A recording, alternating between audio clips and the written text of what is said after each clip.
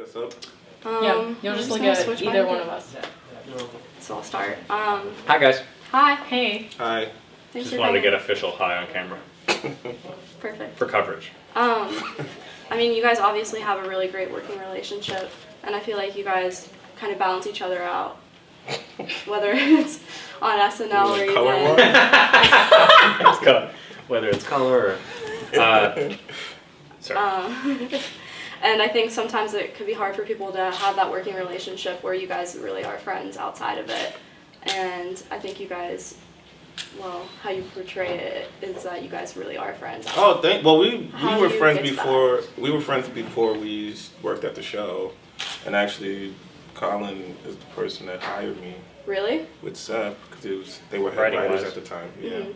So How did you guys meet?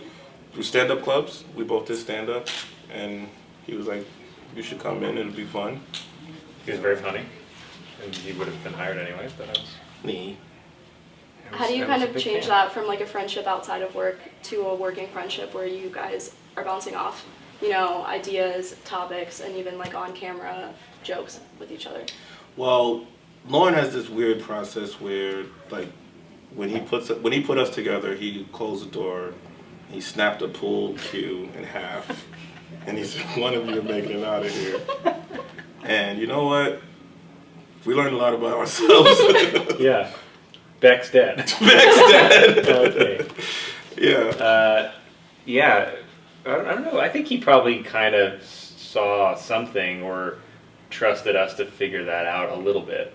I feel like he was more, he had some patience, which was nice to like let us find it a little bit. Well, yeah, Thankfully. because it was going to be very different from what it was, and we just had to trust that it was okay to make it different.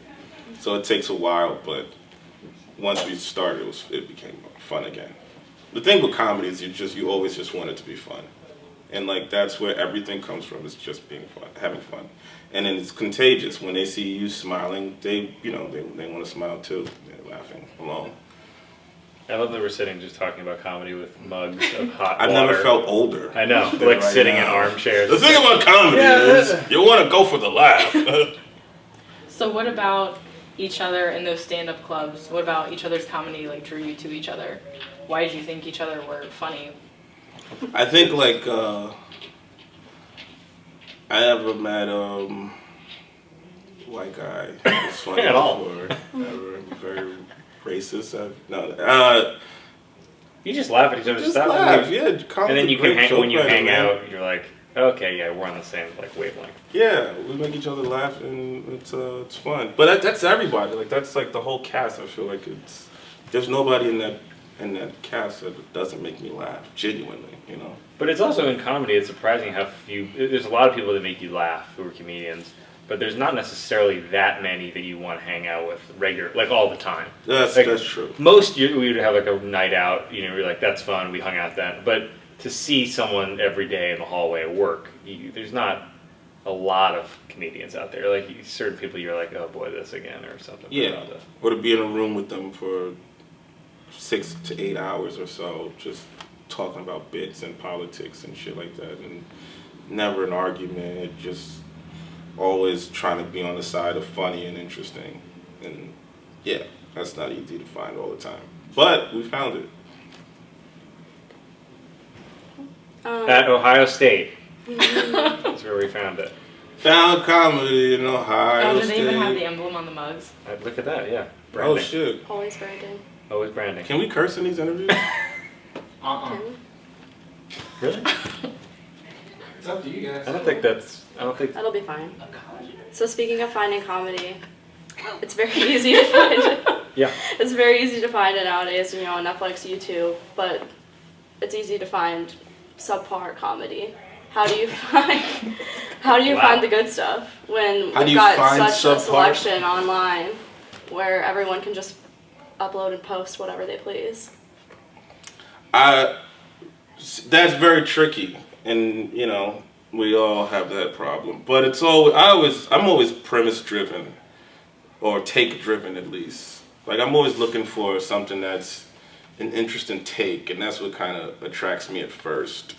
As But I opposed think to on the internet, you're like on internet. I think I just look for something that's dumb and fun. Like most times people share it to you too. Like if it's yeah, good, you just see it and it's like they'll send it to you.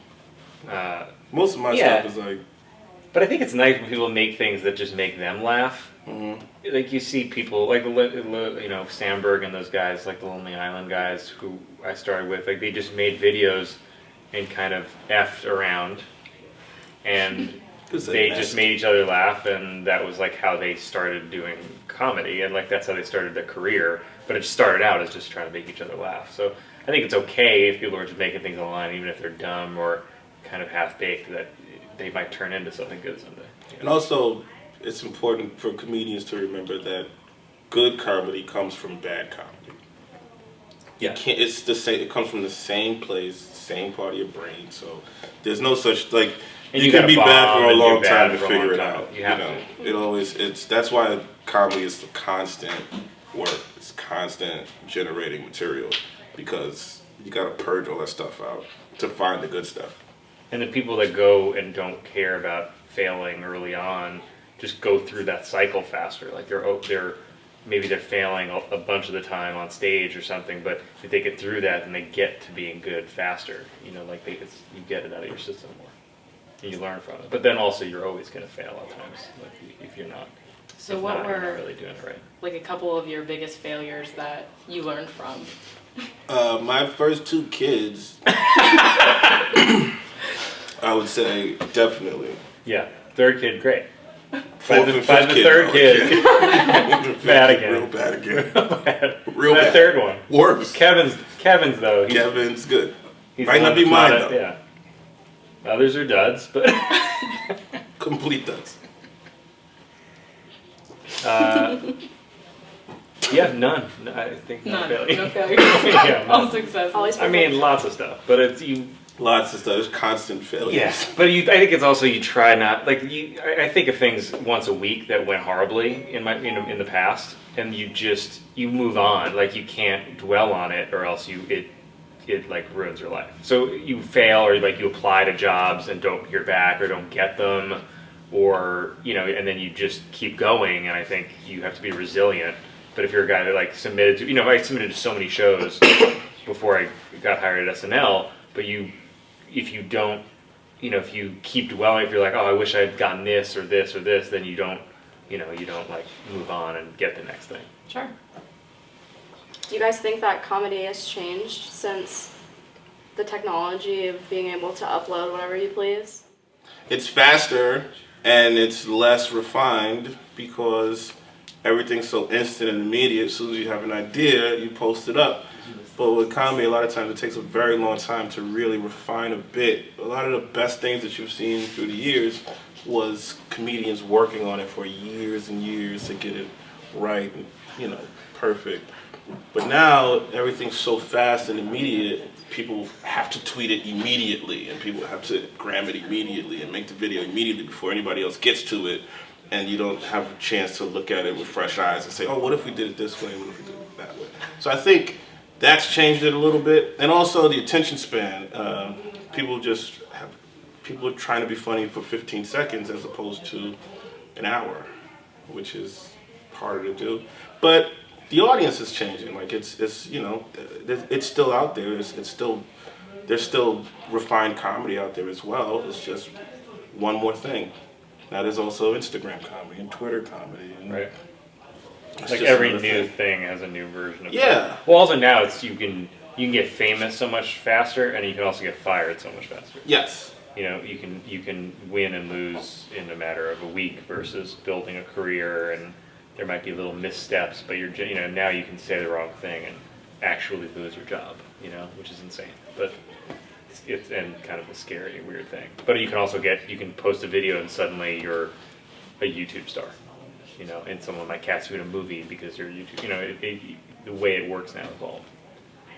Yeah, I don't. Yeah.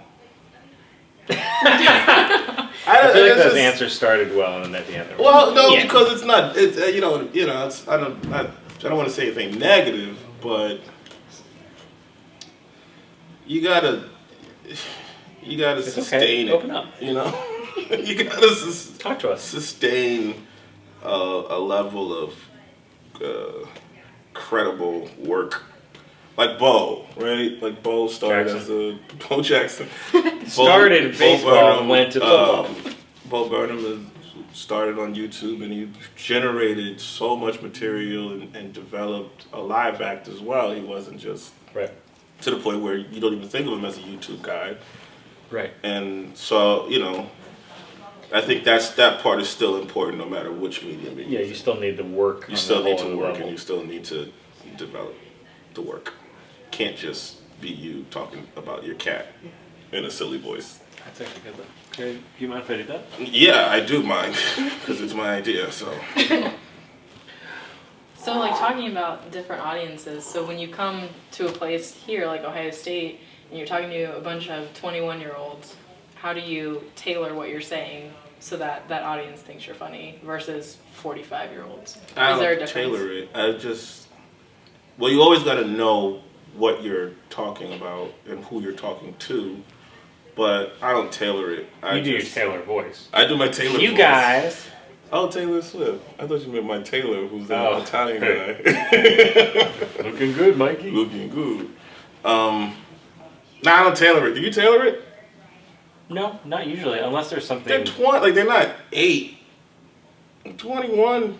Well, no shit. Doogie Howser. He was probably right. Okay. What, If 12 Doogie in House was at the college? show, then I will tailor it. Yeah, you can do some more medical jokes and stuff. I just don't want to get anybody in trouble.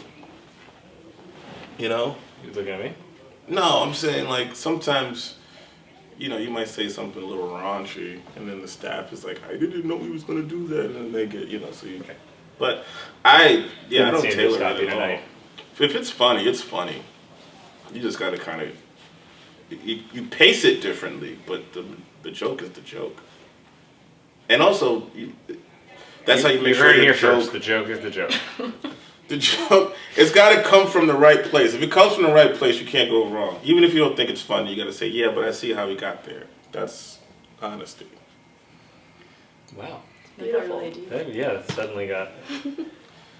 That kind of rocked me. Did it really? I thought I said at least 11 brilliant things. So moving on to politics. It's obviously been an interesting year with the election and the Trump presidency. And there's been a lot of controversy with, his cabinet decisions or his actions, like the immigration ban. And a lot of those things really are kind of affecting your audience. But you find a way to make jokes about them to which they aren't extremely offended, that they can enjoy it and kind of see the humor in a really crappy situation. How do you kind of decide what you're going to make jokes about? And how do you make them, transform them from being something that's dark and, threatening to their families to something that's very light and they can laugh about it with those families? I think when you have as wide of a base as we have for our show, it's impossible to please everybody. So you kind of just, like we were saying earlier, you just have to trust your instinct and know, like, if it's making us laugh and We're reasonable. there's people. something in there. Yeah, you're reasonable people and it's really making us laugh and all we do is comedy and we've been comedy fans before we were comedians. Then there's something in there. You gotta trust it. And there's always gonna be somebody that says you shouldn't say this, you shouldn't say that. I mean, there's no vote that's unanimous. There's no one's been elected unanimously, so there's always going to be people who aren't going to like it, but it's fine. You kind of got to just stick to your guns with what you truly think is funny about it, and hopefully people will come back with you that you can work again next year. Yeah. Is that true? Yeah, I agree. Ditto. Ditto.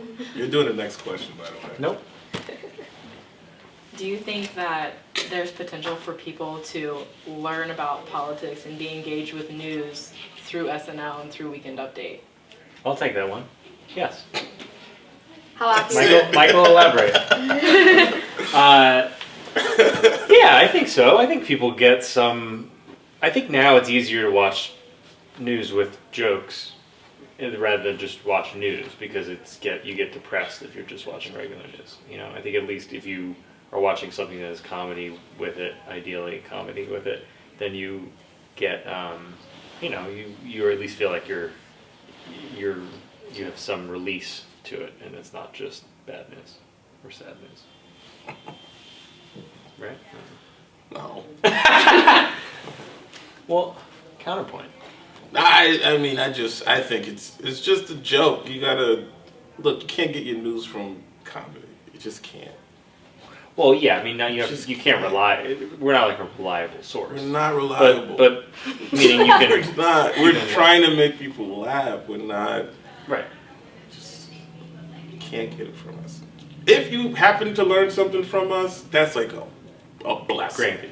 Holy crap! Thank you. See, he's learning. But yeah, it's just jokes. It's mostly PP jokes. That's all it is. That's all we are. It's just weekend PP jokes. New name. I would love that to be my name. Yeah, Just, Lauren was hoping for that too, I think. I think he was hoping for the opposite. Huh. Yeah.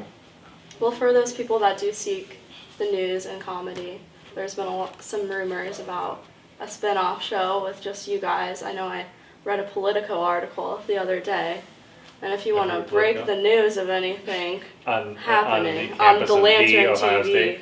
The Lantern? the Lantern TV. We can't contractually talk about that. You know, I'll be honest with you. I honestly don't know. Yeah. Like That's what I meant by we can't contractually. we really don't know. Like I I thought think. mine sounded more like official.